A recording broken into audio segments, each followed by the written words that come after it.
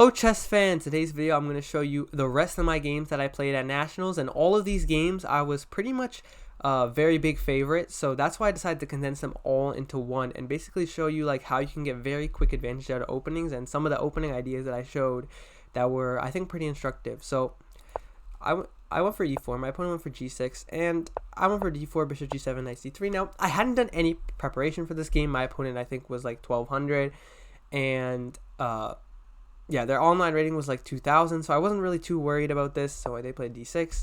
I played bishop e3. Bishop e3 is probably the most solid. And after a6, I played my secret weapon, which is the move g4. And yes, nobody is safe. I have preparation everywhere. And that's why I really like this move g4, because g4 is just such a smart move if you think about it. So if we look at why they play the perk, people play the perk to prevent g4. Now we have two pieces covering the g4 square. This is not possible. Do a parallel to the Scheveningen after something like this.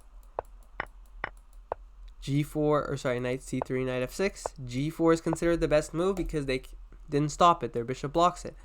So in the same sense, when their knight is not covering here, why not just play g4? And it also prevents b5, or at least discourages it, not prevents, because bishop g2 now would attack the rook. And as we can see some tactics, my opponent went for b5, I went for bishop g2, developing my bishop, preparing knight e2, and after bishop b7, I went for h4. And I want to go for h5, and yeah, black is probably in some trouble. For example, if they go for a move like knight d7, h5, I mean, is already unpleasant. Like, they shouldn't be able to ignore us, because then this move like h6, and then bishop f8 is not at all pleasant. So as you can see, this is definitely something super GM2, and the engine loves this for white. So after h4, my opponent went h5, which is a mistake. And it's a really hard mistake to fault my opponent for. I think this position is already lost after b5. Apparently, what black has to do here is go for knight d7 first. Now, what kind of difference that makes, you're about to see in the game. So h4, h5. Now, here I was at a theory. I kind of only knew h4 was the final move, but after h5 takes, g takes, I went for bishop f3 because I really didn't see how they defended the pawn. And yeah, my opponent probably didn't see how to defend the pawn either, because after knight f6, okay, I mean, the position is just completely over. Take a few seconds to see if you can find the move that wins the game. I was pretty happy because I was going to get a rest after this. I knew that. And after e5, okay, the game's just over. Two pieces are hanging.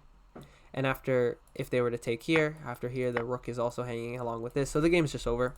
So they took here, I took. And yeah, the rest of this game, I went for bishop takes h5 because I saw, okay, I'm going to get some counterplay. I went for d takes.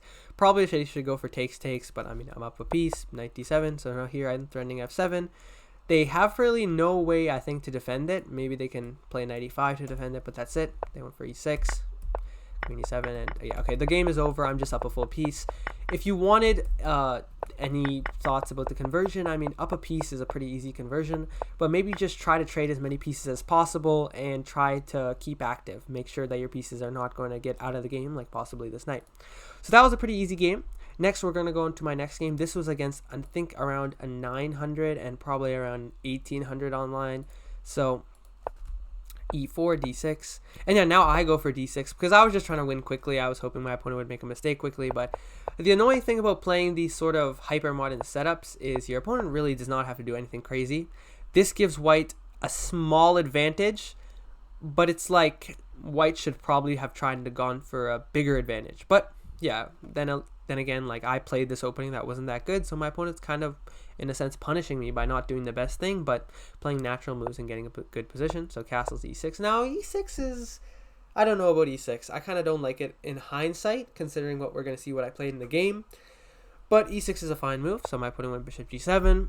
And yeah, here I should go h6. Now, I was worried that after h6, bishop, something like e3 here. I don't want to play g5, because they can move their knight and play here, and I have king h7. I don't know, I just was really worried that f4, f5 would be a problem. Now, I was thinking really far ahead, probably too far ahead for that to matter, so instead I played knight b7, also discouraging e5, but I understand why this is a mistake, because after here, I'm just a little bit undeveloped, so rook fe1, and here I went for knight b6, which engine likes this move, but I don't really like this move in hindsight.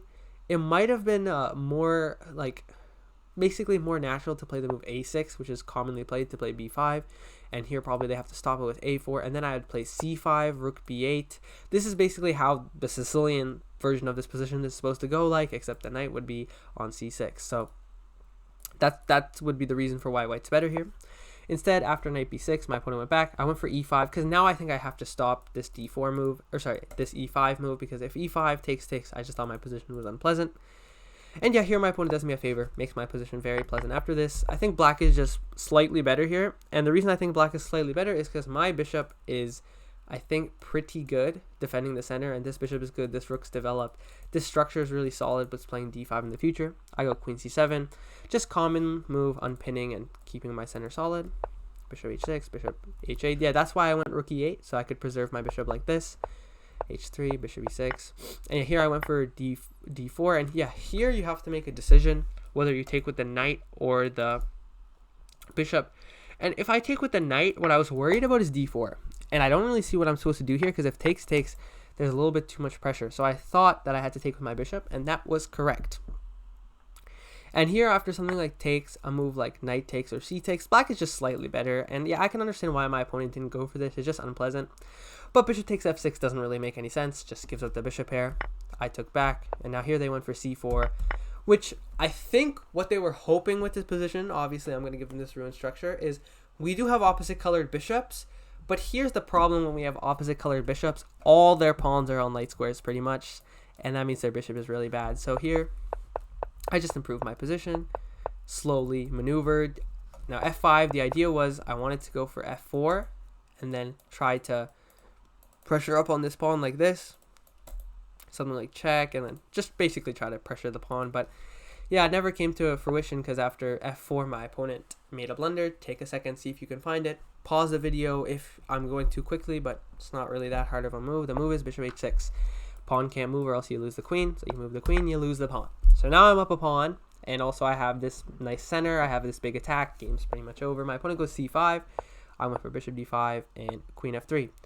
And yeah, my opponent really should have gone here, in which case I was planning to just take, and yeah, I'm up 2 pawns, but more importantly than that, I'm also up a full bishop at the moment. I don't know if you really consider this a bishop. I wouldn't. It's like a very much glorified pawn, so here they probably have to sack with b4, and after takes, I didn't really calculate this. I just thought after this, they're just down a bishop. But after b4, c takes b4 here, black is winning because I'm up 3 full pawns. But opposite colored bishops can be tricky, so it's not the easiest win in the world. Instead, king g1, queen f3, and yeah, there's no way to defend this. Just absolutely no way. And if they were to go here, they would lose their queen. So yeah, they have no defense. Queen c4, bishop g7, d4, queen takes h3, and now check, check here and mate. For example, if a3, check here, and mate. And yeah, I saw that. That was not that hard to see d5, and yeah, it ended up happening in the game. So yeah, that was another pretty easy game. All I did, just wait for your opponent to make a mistake. Don't try to do anything too crazy. Develop your pieces to control the center, and yeah, you should be good.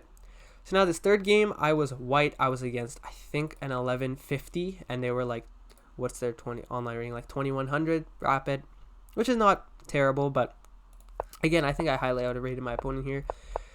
Bishop b5, a6, bishop a4, and yeah, I'm gonna be honest.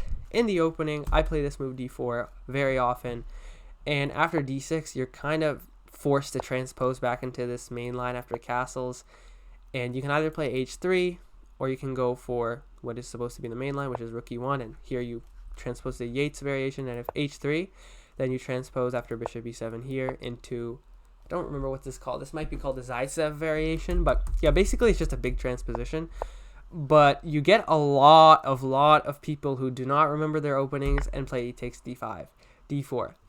And I have played this maybe like 5-ish times online. I just recently started playing this d4 line because I think it's interesting. But I kind of forgot my move orders. For example, here I'm more so used to my opponent playing the move bishop b7, or actually bishop e7 here is kind of the main line, in which case now I go here, and after b5 here, and castles or d6, now you go d4. And I really wasn't too familiar with this opening, like this specific way of opening, because yeah, d6 or here for rook e1, I mean rook e1 doesn't do much, so here I kind of played a bad move. What I'm supposed to do is go here, e5, and after knight g4, rook e1, this knight is kind of left on an island. For example, if d6, I can go for bishop d5. And yeah, they're kind of in trouble after here. And something like takes, knight takes d4, and this hangs. And this would result in a tactic, I think. Oh, wait. Sorry, no. Another tactic, this one. Because now if you move this, you lose your knight. So yeah, I would be winning here. But I missed that. And I played rook e1 transposing after d6. And now we transpose back into that other line, which is probably just equal. Like, notice that if here I'd played rook e1, they'd play d6 here. Now takes, it would transpose, but okay, I blundered. And I went for bishop d5, and yeah, this line is just equal after knight e5, knight takes d5. I don't really see how white has any advantage.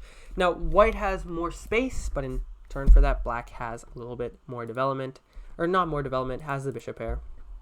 And it's roughly equal, maybe it's slightly better for black, if anything. But in the other line, notice that, okay, if we go rook e1 first, after d6, a move like d4 takes here. Maybe we don't have any other option. I was thinking c3 is also another option. And this position is also apparently equal, but more pleasant, I'd say.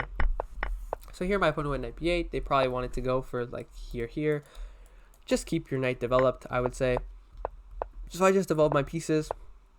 And here I can get the bishop pair back. I don't really like this bishop b7 move whatsoever. Now the engine doesn't mind it, but what I was really expecting here is takes. And yeah, I had no idea what to do after bishop f5. It just looked really equal to me. And now here the engine tries to claim this big advantage after this. Plus 0.5, plus 0.6. Yeah, I don't entirely see it, especially since c2 might be hanging in the future. Like, for instance, like, why doesn't they take on c2 right away? h4. Yeah, some engine nonsense, pretty much. So, yeah, that's what I was expecting. I was expecting takes, and bishop f5. And what I was planning to do is play c3 to prevent my c2 pawn from hanging. But instead bishop b7, I like that, because now I get knight f5. And they can't kick me away, pretty much, because then they run into problems with, like, bishop h6. Well, actually, on g6...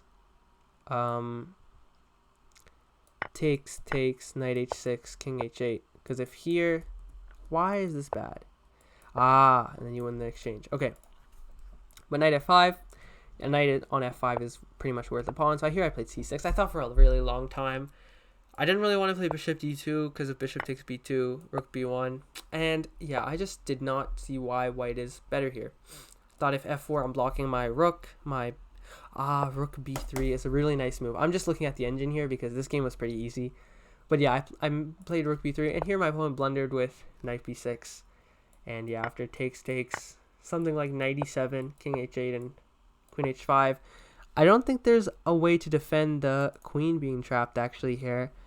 And yeah, the engine agrees with me. After bishop g5, it's just a clean queen trap, because if takes, this is just mate in one. So that would have been a nice way to end it.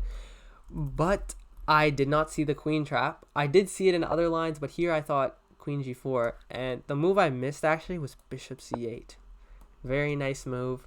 I was only thinking about like knight takes d5, in which case here I think I have advantage after takes. And if takes, I would win the game after bishop h6. And okay, I didn't really see king h8, but yeah, I probably assumed I have an advantage here too. Maybe I did see king h8. This game was quite a while ago, but okay, knight h6, king h8 now, and takes, bishop e3, threatening here.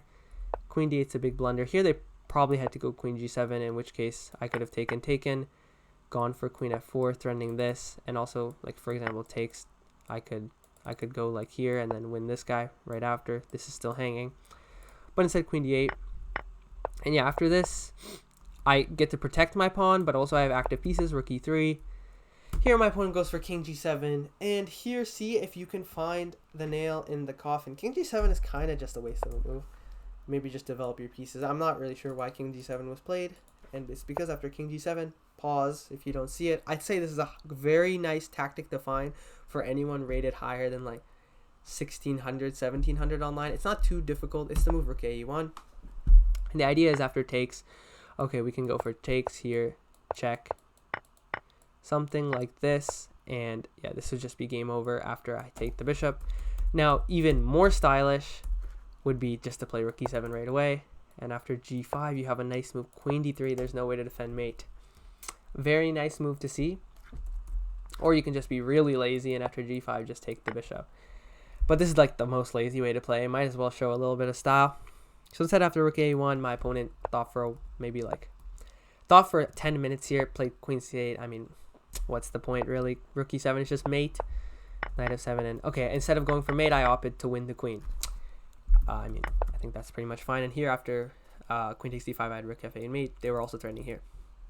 So again, not that difficult a game. All I did was pretty much was winning from the opening. Forgot my theory, but just played solid. Played the moves I thought were good. Bring my pieces toward my opponent king. Ended up playing like 52 center pawn. Not great, but that will do it against a player much lower rated than you.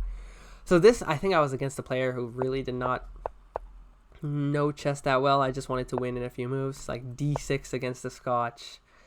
I don't know what that is, and yeah. I was expecting, I don't know if anyone remembers, but here I had a game over the board game with a6, and after takes, I was hoping this would happen again, but no. Yeah, here I went bishop g5. I mean, maybe I should just grab this pawn. I kind of wanted to grab the pawn on better circumstances, but yeah, here you have this big tactic, bishop x d4, knight x d4, here and knight d3, and you win a piece.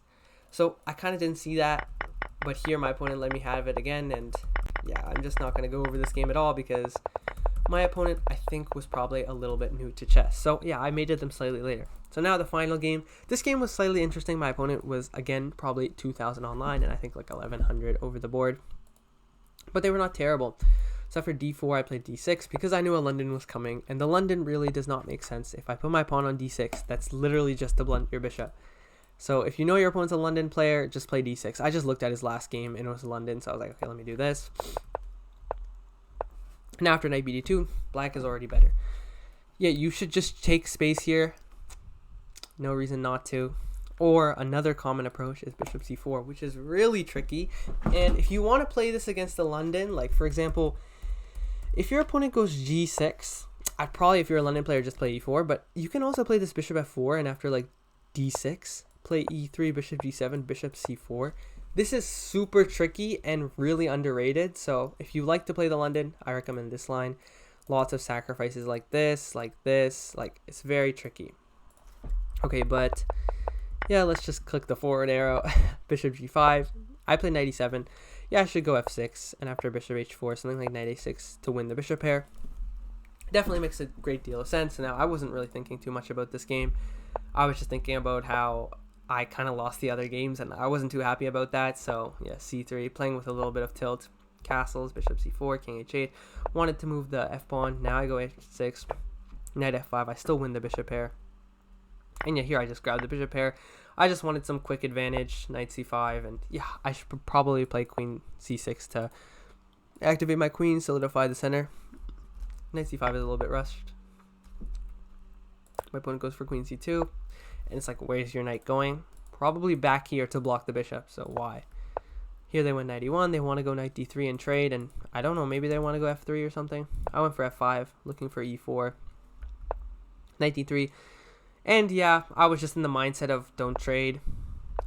So f4, e6, knight b4 is a big blunder because now your knight is trapped. After queen d8, your knight has no home to go to. So after queen b3, a move like c6, knight b6, knight c5 would have just been game over because once they move their queen, I win the knight. So after c6, what I was worried about is knight b6. And yeah, I just didn't see knight c5, I guess. So here I spent like, I don't know, 5 seconds, played knight c5. Just a really bad move. Because now they can go here and their knight's not hanging. b6 now. Again, really dumb. Here. I mean, now they can just trade off the knight. And after something like takes, I mean, I have no way to get rid of the knight. For example, if a move like knight b3, if I were to take, my opponent could take back, and I guess I can't win the knight for some reason because they have knight e7. Wow. Attacking this, and somehow they saved their position. They go rook a1, queen e8. Yeah, I don't entirely understand this, but I mean, I assume not too many people are still watching the video. Okay, c6, and yeah, okay. From here it was, I blundered the knight escape. I should probably just go here and then here to defend my rook, but forgot the knight could escape. And here I was getting a little bit tilted. Now I won a pawn, and yeah, my opponent was either going to play down a queen or sacrifice the pawn. So very practical decision by my opponent, because I mean your queen is just constantly stuck here, and it has really nowhere to go. If you go move like queen b4, I can go for like rook f8, and yeah, I can threaten like this. So just unpleasant. So my opponent sacks the pawn, and yeah, here I missed the move queen f7 to win a piece. I mean, I was just playing really fast. And let's go more here. Yeah, so here I just had a long decision about, I'm trying to think about which move I was thinking about. I think, okay, I calculated that this doesn't work, because now after takes, I have this, which is why I had to defend c6, because notice that if I play h6, then they can take here. Oh, sorry, if I move my knight to c5, sorry, then they can take here, and after takes,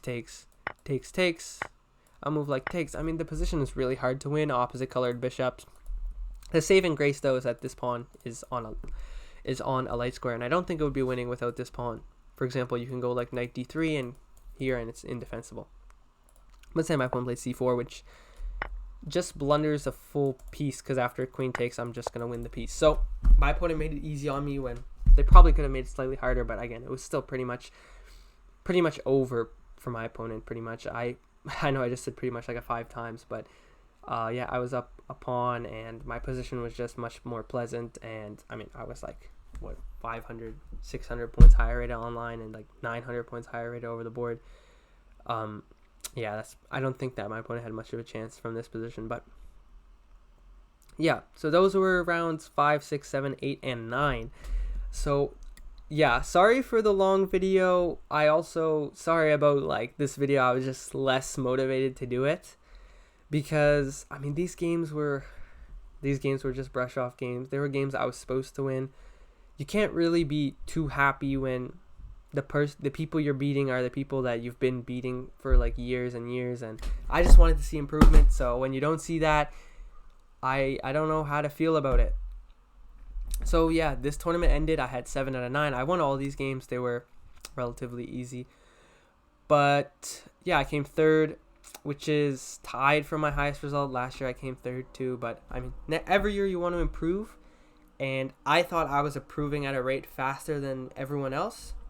But turns out that was not it. The other players were also improving, and they were also improving at a really high rate. And so they were able to, the 2 other players were able to get the best of me this year. But hopefully next year, if I don't have like some school exams, I will be able to come back and beat all those guys who beat me this year. And yeah, I'll definitely make sure to prep more, try to spend some time on chess, even though, like, you know, life's getting busy nowadays. But yeah, that's the end of today's video, guys. If you like this video, please remember to like and subscribe. And next week, I'll be back with some original content rather than just going over my games. So I will see you guys then.